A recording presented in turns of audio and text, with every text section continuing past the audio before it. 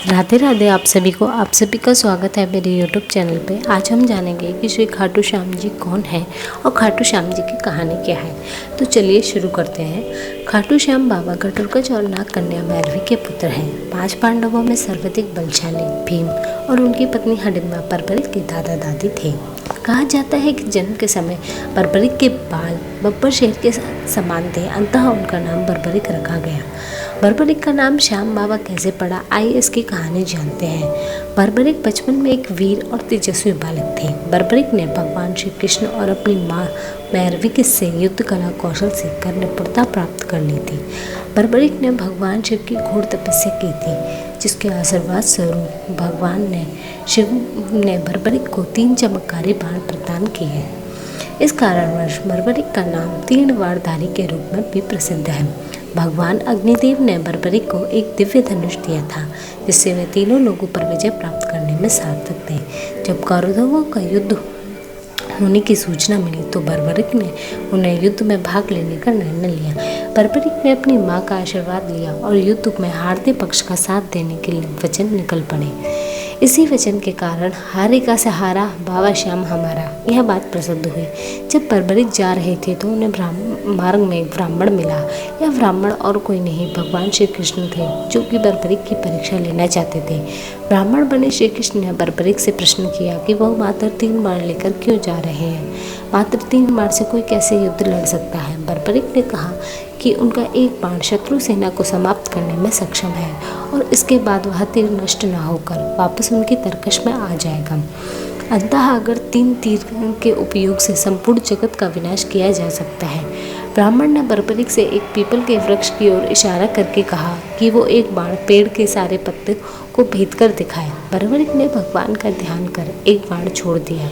उस बाण ने पीपल के सारे पत्तों को छेद दिया और उसके बाद ब्राह्मण बने श्री कृष्ण के पैर के चारों तरफ घूमने लगा। असल में कृष्ण ने एक पत्ता अपने पैर के नीचे छुपा दिया था। बर्बरिक समझ गया कि तीर उस पत्ते को भेदने के लिए ब्राह्मण के पैर के चक्कर लगा रहे हैं। बर्बरिक बोले, हे ब्राह्मण, अपना पैर हटा लो, नहीं तो आपका पैर का वध देगा।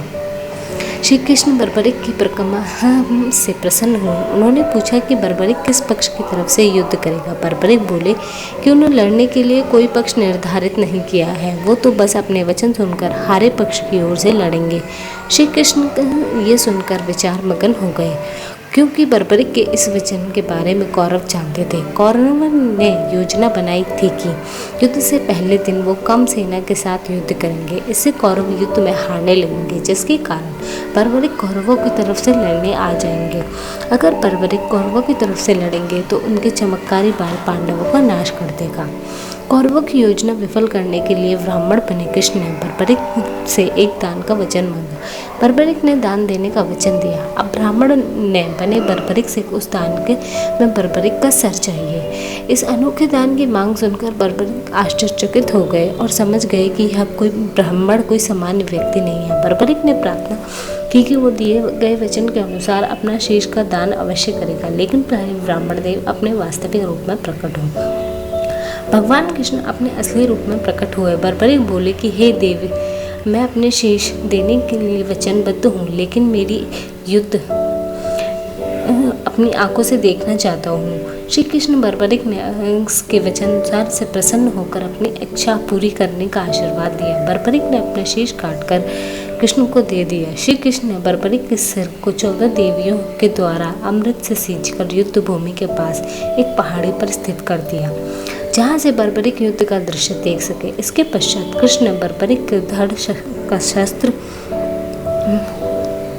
विधि से अंतिम संस्कार कर दिया। महाभारत का महान युद्ध समाप्त हुआ और पांडव विजय हुई। विजय के बाद पांडवों में बहस होने लगी कि इस विजय पे किस योद्धा को जाता है।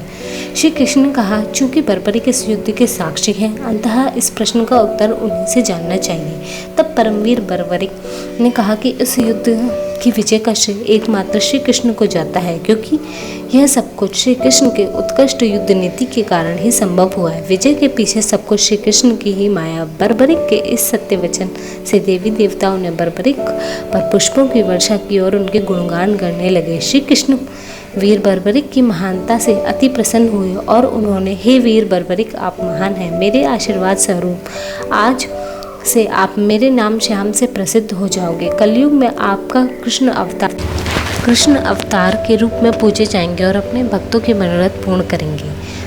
थैंक यू गाइस, ये थी हमारी खाटू श्याम जी की कहानी। अगर आपको पसंद आई हो तो इसको लाइक करें, शेयर करें, सब्सक्राइब करें।